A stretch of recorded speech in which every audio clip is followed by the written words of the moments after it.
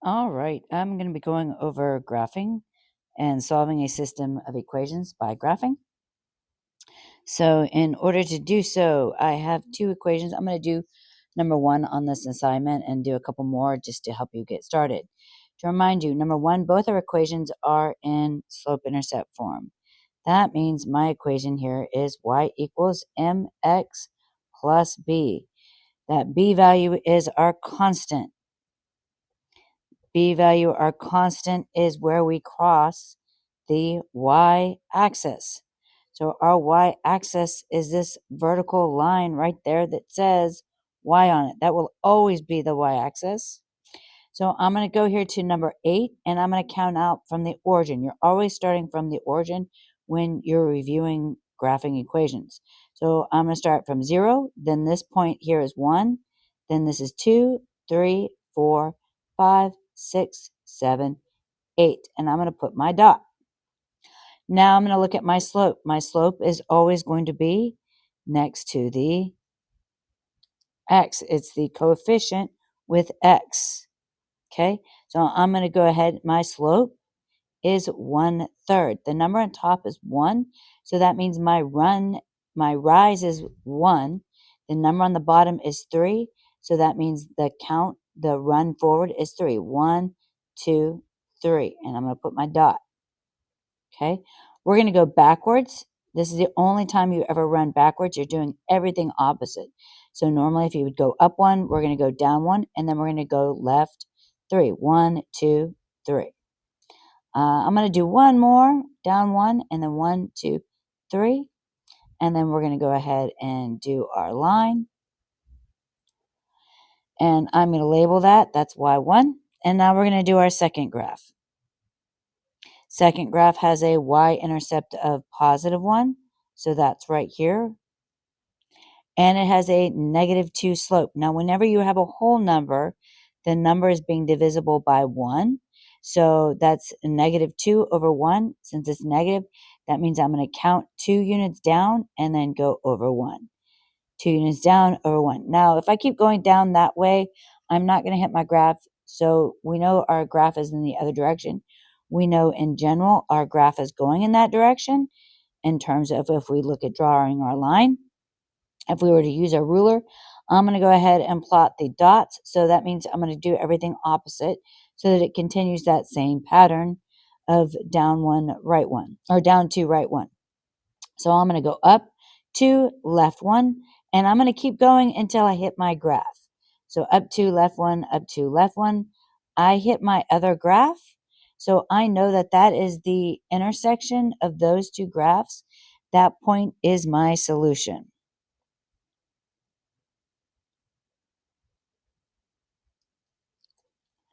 Let me just do, I'm going to highlight. There we go. I wanted to highlight instead of circle it. So that point right there. Now let's identify that point. So if I go down here along my y-axis or along my x value, this point right here, that's the x value. So from the origin, that's 3 units from the origin. Since it's to the left of the origin, it is -3. Okay, now we're in, let's talk about how far up we are. How far up we are is telling me what my y value is. So from the origin, I'm counting 1, 2, 3, 4, 5, 6, 7. So our solution to this system of equation is -3, 7. Now let's talk about the table values and more specifically what this means. Now this y1 and y2, your x values are going to be the same no matter where we're at on the graph. All right, now we know our solution is going to be there at -3, so I'm going to go ahead and start at 3.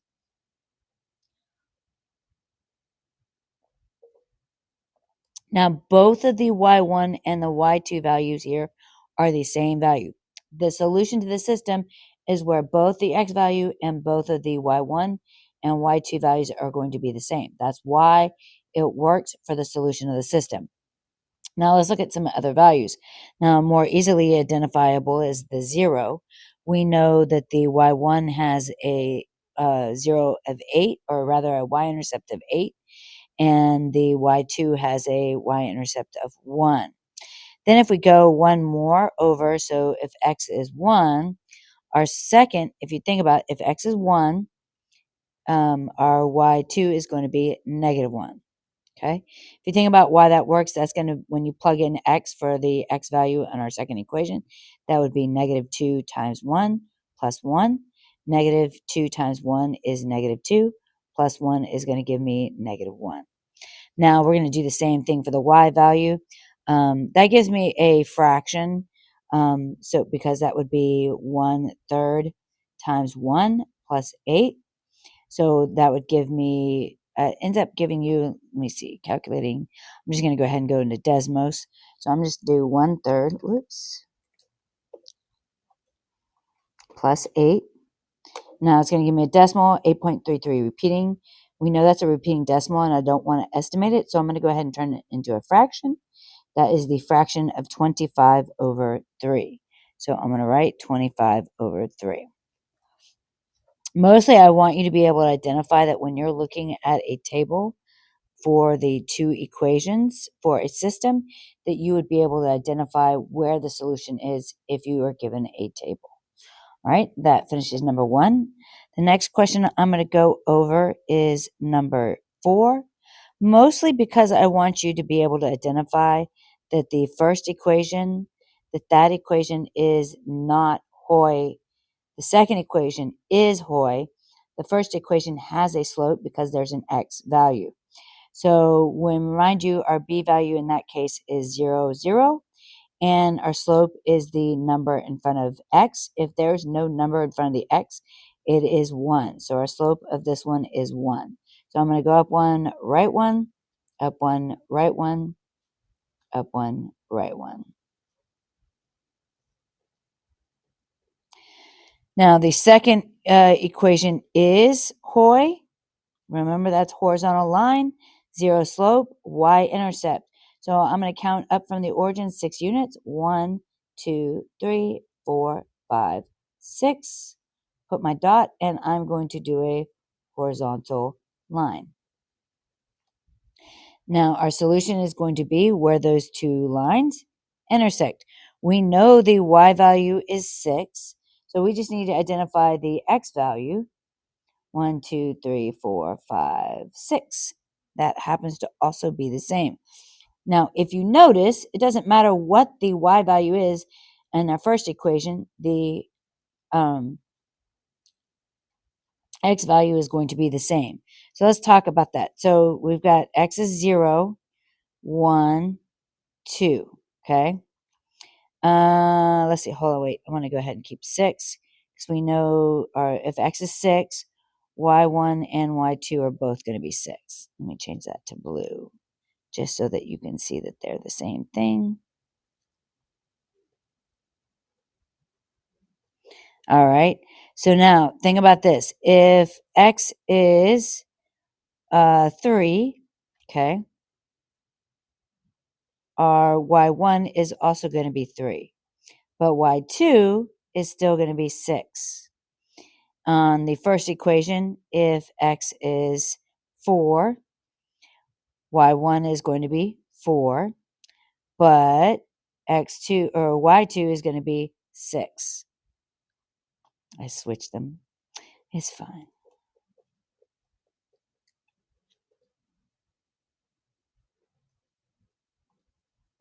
There we go. All right. I finished that question, and I'm going to go on to the next one. I'm going to go ahead and go over to the back side. I specifically want to talk about number 7. I know it looks challenging, but we just got to remember our rules of point slope form. To remind ourselves, I'm going to write point slope form here. So y minus y1 equals m times x minus x1. So this point here, all I need to do is look at the x1. Remember, it's always opposite. So the point that I'm starting with is 1, and then that 6 is going to be -6, and our slope is 3. So I'm going to go to the point 1, and then -6, 1, 2, 4, 5, 6. And from that point 1, -6, I'm going to go up 3 units. 1, 2, 3, and then write 1. 1, 2, 3, and then write 1. 2, 3, and then right 1. And we've got more than enough. Let's go ahead and do our y-intercept. I'm going to find that by going backwards. So down, 1, 2, 3, left 1.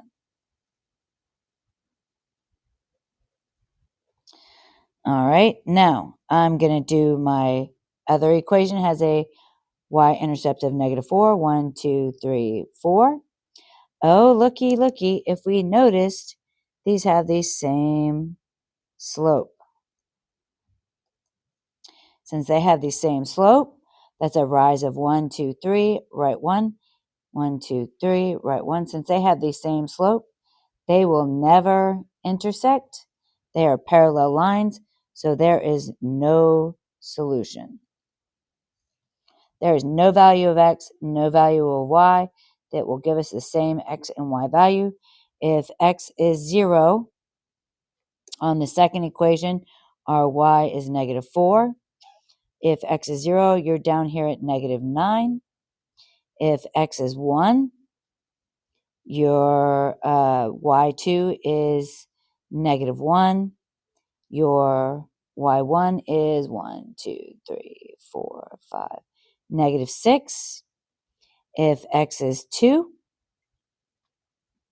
your y1 is going to be 1, 2, -3.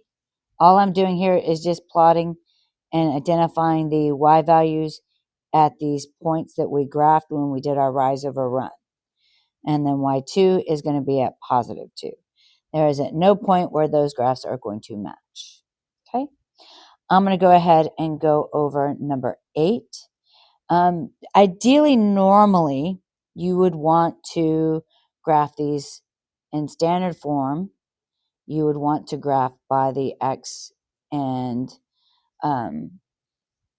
y-intercepts. So you want to graph when x is 0 and when y is 0. To remind you, when x is 0, so 2 times 0, that means that term is gone. So you would get 4y equals 32. 4y, 32 divided by 4 is going to give me y is equal to 8. So that's an 8 value. When y is 0, the 4y is gone. So you get 2x equals 32. 32 divided by 2 is going to give you 16. Now, the reason I say that this is troubling is because our 16 is somewhere out here. Now, we know what our y-intercept is. We know our y-intercept is 0, 8. 1, 2, let's see. We know we're going to be right there because I'm 2 units from 8. Because 8, 10 take away, or we're 2 units away from 10. So 10 take away 2 is going to give me 8, so I know I'm there. Now, all I really need is, since I have a point for that graph, and I have the y-intercept, I can identify my slope to remind you when it's in slope-intercept form, or not slope-intercept form, when it's in standard form where the x and y are on the same side, your slope is going to be negative a over b. The a term here is 2, so that would be -2 over the b term, which is next to the y, so that would be 4.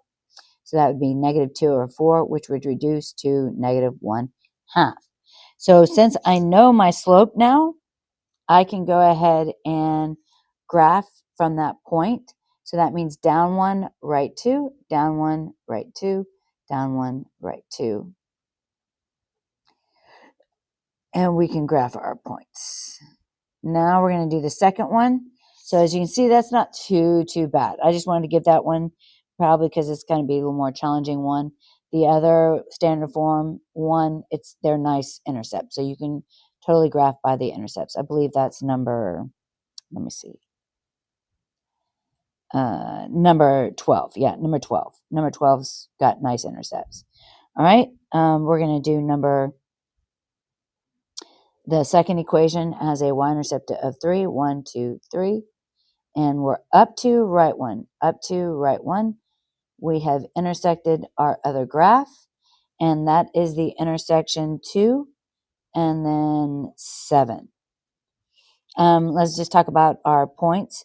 So when x is 0, we have a y-intercept of 3 for the second equation, and we have a y-intercept of 8 for the first equation. If x is 1, We have a, so you'd have to plug that in. You end up getting a fraction. You can just write fraction.